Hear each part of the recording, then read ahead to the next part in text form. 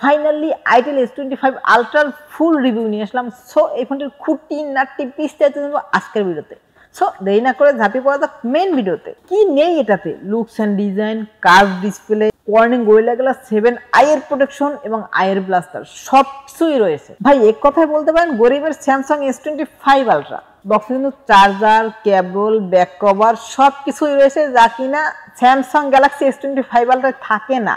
So বুঝতেই পারতেছেন, মানে স্যামসাং এর এস সিরিজে যা না পাচ্ছি এটাতে আমরা পাচ্ছি, মানে বলা যায় স্যামসাং এর থেকেও বড় কিছু, মানে আমাদের গরিবের জন্য স্যামসাং S25 আলট্রার থেকেও বড় কিছু।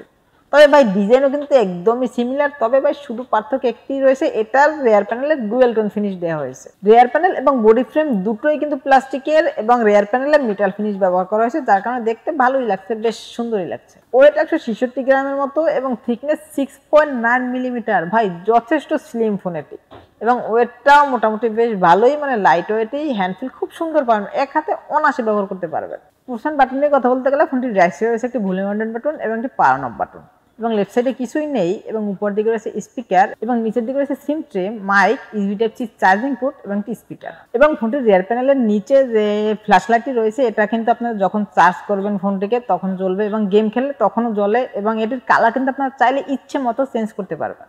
IP64 এর রেটিং পেয়ে যাবেন, যার কারণে টুকটাক পানি ছিটা ফোটা কিংবা ধুলোবালি লাগলেও কোনো সমস্যা হবে না। তবে ভাই 3.5 mm হেডফোন জ্যাক কিন্তু নেই। ফোনটির ডিসপ্লেটা কিন্তু কার্ভ এবং ডিসপ্লেটা কিন্তু যথেষ্ট স্ট্রং, এরও কারণ আছে ভাই, এটাতে প্রোটেকশনের জন্য ব্যবহার করা হয়েছে কর্নিং গোরিলা গ্লাস 7 আইয়ের প্রোটেকশন। 6.78 ইঞ্চির একটি অ্যামোলেড প্যানেল পেয়ে যাবেন, সাথে রয়েছে 120 Hz রিফ্রেশ রেট, এবং পিক ব্রাইটনেস হিসেবেও রয়েছে ভাই 1400 নিটস পিক ব্রাইটনেস, যার কারণে ইনডোরেতে ভালো ব্রাইটনেস পাবেনই, আউটডোরে ডিরেক্ট সানলাইটেও ব্রাইটনেসের কোনো ঘাটতি মিলবে না। এবং ডিসপ্লেটির রেজুলেশন হিসেবে পেয়ে যাবেন 1080 পিক্সেল। তবে এই ফোনটির রিফ্রেশ রেট কিন্তু আপনারা চেঞ্জ করতে পারবেন, মানে যেখানে যতটুকু প্রয়োজন কমিয়ে বাড়িয়ে নিতে পারবেন। প্রসেসর হিসেবে রয়েছে ইউনিসকের 2620 প্রসেসর, এবং গেমিং নিয়ে কথা বলতে গেলে ভাই গেমিং মোটামুটি ভালোই প্লে করতে পারবেন মিডিয়াম সেটিংসে, বাট লং টাইম প্লে করলে হালকা একটু ল্যাগিং দেখা মিলতে পারে এবং হালকা একটু হিট হয়। সিকিউরিটির জন্য রয়েছে ইন ডিসপ্লে ফিঙ্গারপ্রিন্ট সেন্সর, যেটা খুবই ফাস্ট অ্যান্ড অ্যাকুরেট, মানে টাচ করার সাথে সাথে আনলক হয়ে যাচ্ছিল, কোনো প্রকার কোনো ডিলের দেখা মিলেনি।